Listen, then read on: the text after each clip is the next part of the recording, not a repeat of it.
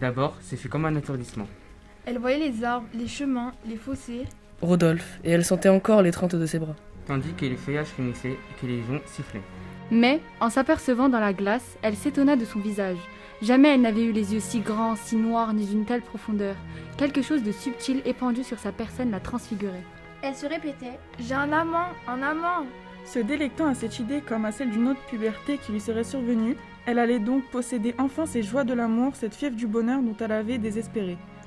Elle entrait dans quelque chose de merveilleux, où tout serait Passion, extase, délire, une immensité bleuâtre l'entourait, les sommets du sentiment étincelaient sous sa pensée, et l'existence ordinaire n'apparaissait qu'au loin, tout en bas, dans l'ombre, entre les intervalles de ses hauteurs.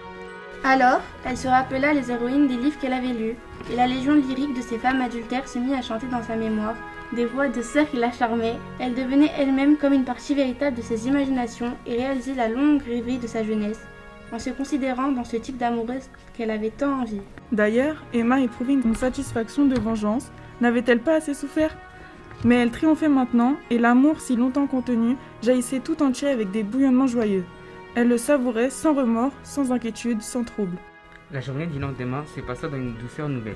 Elle lui raconta ses tristesses.